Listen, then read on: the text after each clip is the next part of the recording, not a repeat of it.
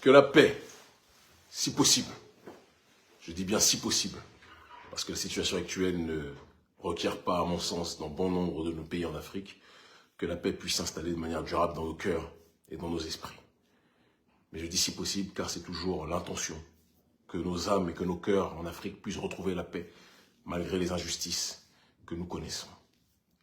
Je vais parler aujourd'hui de la situation dramatique qui se déroule à l'heure actuelle aux Comores, où le président Azali Assoumani, au pouvoir depuis 1999 via un coup d'État, d'accord, mais c'était pas un coup d'État souverainiste, c'était pas un coup d'État d'autodétermination, c'était pas un coup d'État panafricaniste, c'était pas une opération de restauration de l'État, c'était autre chose. Depuis 1999, ce monsieur Assoumani est au pouvoir, et depuis 1999, il a amené le brave peuple, la brave nation comorienne, vers une soumission intégrale, systémique et systématique vis-à-vis des intérêts de l'oligarchie française et plus globalement de l'oligarchie occidentale.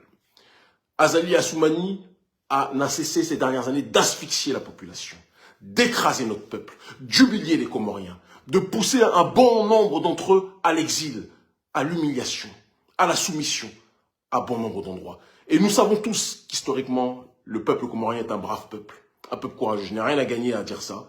Je ne cherche pas un passeport comorien, je ne cherche pas une place politique comorienne. Je suis simplement un résistant, un révolutionnaire panafricaniste qui ne supporte pas la soumission et la corruption de nos dirigeants africains. Rappelons d'ailleurs que Azali Assoumani est actuellement le président de l'Union africaine. Quand vous voyez le comportement d'un homme comme celui-ci, qui vient de truquer, il y a des témoignages comment dirais-je, d'urnes qui plus que jamais, quand on dit qu'il y a eu un bourrage, c'est même un euphémisme par rapport à la réalité. Tout a été fait pour violer le vote de la population comorienne. Et on a le président de l'Union africaine qui tolère ça pour justifier la prolongation de son pouvoir, comme si depuis 1999, c'était pas suffisant pour lui qu'il ait eu la possibilité de rester au pouvoir, qu'il y ait eu cette possibilité plus que jamais de piller les caisses de l'État. Non, pour lui, ce n'est pas suffisant. Il a besoin d'encore plus. Et quand la population se rebelle, M. Assoumani n'a d'autre option, selon lui, que de faire en sorte que la police comorienne tire à balles réelles sur le peuple comorien. C'est quelque chose que les panafricanistes ne peuvent pas accepter. C'est quelque chose que les panafricanistes ne peuvent plus tolérer. Dire cela ne signifie pas que nous appelons au coup d'État, contrairement à ce que certains disent, mais nous appelons au maintien d'une résistance populaire parce que personne ne peut accepter de manière continue que les autorités comoriennes bafouent le droit du peuple, que les autorités comoriennes violent la volonté du peuple. À un moment ou à un autre, il faut être capable d'écouter le peuple, d'écouter la volonté des nôtres. Vous ne pouvez pas continuer à écraser la population, à asphyxier la population, à tirer à balles réelles sur les citoyens que vous étiez censés protéger. Nous ne pourrons pas accepter éternellement cette réalité. Le peuple comorien est un peuple digne. Le peuple comorien est un peuple courageux. Le peuple comorien est un peuple qui veut l'autodétermination. Le peuple comorien est un peuple qui veut que sa voix puisse être respectée. Le peuple comorien veut que son dirigeant soit un dirigeant qui soit en adéquation avec la volonté de l'autodétermination de la population. Et malheureusement, on est dans une situation qui perdure, où on a un dirigeant qui vit dans une sorte d'autisme politique, dans une sorte d'autarcie politique, déconnecté de la volonté des masses, mais ultra connecté à la volonté du président Emmanuel Macron. Et c'est ce président, je ne sais pas si vous vous rendez compte de la dinguerie, qui aujourd'hui est celui qui dirige l'Union africaine. Qu'est-ce que cela signifie pour nous autres populations? Qu'est-ce que cela signifie pour les Africains dans leur globalité?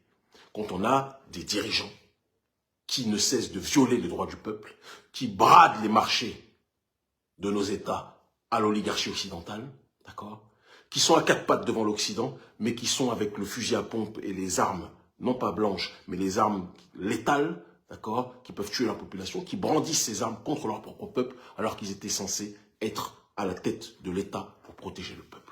Et ce qui se passe aux Comores, ça s'est passé à bon nombre d'endroits, dans bon nombre de pays. Ça s'est passé dans mon pays, le Bénin. Ça se passe dans bon nombre de pays en Afrique francophone, mais même au-delà. Pendant combien de temps pensez-vous qu'on va accepter ces réalités-là? Donc, M. Azali Assoumani, je vous le dis avec une très grande froideur, une très grande lucidité. Si vous continuez de tirer à balles réelles sur le peuple, je crains que la manière dont vous êtes arrivé au pouvoir, même si je n'appelle pas au coup d'État, mais je crains que cette manière dont vous êtes arrivé au pouvoir soit la manière qui va vous déplacer du pouvoir. Arrêtez de tuer votre peuple. Arrêtez de persécuter votre peuple. Arrêtez de violer la volonté populaire comorienne. Arrêtez de persécuter vos citoyens. Vous étiez là pour les protéger, vous n'étiez pas là pour les humilier. On ne peut pas tolérer éternellement que nos présidents, que nos dirigeants dirigés se comportent quelque part comme les marchepieds de l'impérialisme occidental et se comportent comme des assassins de leur peuple. Vous n'êtes pas à la tête des Comores pour cela. Vous n'avez pas été à la tête des Comores pour cela. Quand bien même les élections d'antan étaient déjà entourées d'un brouillard, d'un soupçon d'irrégularité, vous avez continué à régner. Mais cette fois-ci, c'est le mandat de trop. C'est le mandat de trop. Qu'on soit très clair, je ne fais pas partie des gens qui disent que il faut qu'on ait systématiquement une alternance démocratique. Si le dirigeant qui est à la tête de l'État est un dictateur éclairé, c'est-à-dire un dirigeant qui fait en sorte de pouvoir élever les conditions de vie de sa population, comme c'était le cas pour Kadhafi, moi je n'ai aucun problème. Si Sankara avait vécu pendant 50 ans en étant à la tête de l'État, s'il avait vécu ou dirigé pendant 30 ans le Burkina Faso, ça ne m'aurait posé aucun problème. Parce qu'on a besoin de dirigeants qui ont une vision et qui sont dans une dynamique d'élever les conditions de vie de la population. Mais lorsque vous êtes dans une optique d'humilier le peuple, lorsque vous êtes dans une politique et une optique de paupériser le peuple, lorsque vous êtes dans une optique de soumettre votre nation à l'oligarchie d'Occident ou à quelconque oligarchie que ce soit, je ne peux tolérer, nous ne pouvons tolérer cette situation. Donc je lance un appel à tous les Africains d'être solidaires vis-à-vis du peuple comorien qui est en train de souffrir le martyre à l'heure actuelle. Et j'appelle tous ceux qui peuvent se mobiliser par quelconque manière que ce soit à dénoncer Azali Assoumani, qui est un criminel, un meurtrier de son peuple. Je ne crois pas aux histoires de cour pénale internationale qui ont été des structures instaurées par l'oligarchie occidentale. Mais si j'y croyais, je pense qu'un homme comme lui devrait être traîné devant des cours, si celle-ci avait une vocation réelle, pour crime contre l'humanité, parce que lorsqu'on tue sa population, c'est un crime contre l'humanité collective et contre l'humanité locale. On ne peut pas accepter cette réalité-là. Force au peuple comorien. Force à tous les résistants. Force à toutes les femmes, tous les hommes, tous les enfants qui aujourd'hui ont décidé de se mobiliser pour contester l'hégémonie d'un clan qui pille les ressources de l'État et qui humilie, qui bafoue les valeurs comoriennes. Nous vous aimons, peuple comorien. Nous sommes avec vous. L'africanité qui est en vous et l'africanité partagée par nous tous, nous vous aimons. Vous n'êtes pas seuls. Et Azali Assoumani, de la même façon qu'un vent est passé au Mali, qu'un vent est passé au Burkina, qu'un vent est passé en Guinée, qu'un vent est en train de passer au Bénin. 2024 va être une belle année. Je le dis, ce vent-là, tu as beau fermer toutes les portes, il risque de passer par la fenêtre, risque de passer aux Comores si tu continues de mépriser le peuple et de tuer ton peuple. Nous ne l'accepterons plus. Le 21e siècle est le siècle du pouvoir au peuple africain, le pouvoir de pouvoir décider de sa propre destinée, le pouvoir, la capacité de pouvoir matérialiser plus que jamais sa volonté, maîtriser son destin, contrôler les ressources de l'État, contrôler les ressources issues de nos terres, faire en sorte que ces ressources bénéficient au peuple et non plus à l'extérieur ou à un clan de kleptomanes qui ont le vol dans le sang, qui ont le vol dans leur ADN politique. Nous ne pouvons plus l'accepter. Peuple des Comores, tenez debout. La jeunesse panafricaniste est avec vous. L'autodétermination a un prix parfois, c'est le sacrifice, c'est la prison. Je sais de quoi je parle. Ça peut être la déportation, ça peut être l'exclusion, ça peut être l'expulsion, ça peut parfois être la mort. Mais nous prions qu'il y ait le moins de morts possible. Nous prions que le boucher à la tête des Comores cesse sa barbarie, reprenne ses esprits et décide de rendre le pouvoir au peuple, ce qui serait la voie la plus lucide, ce qui serait la décision la plus logique quand on sait le comportement qu'il a depuis trop longtemps à la tête de cet État. Je vous aime en crever.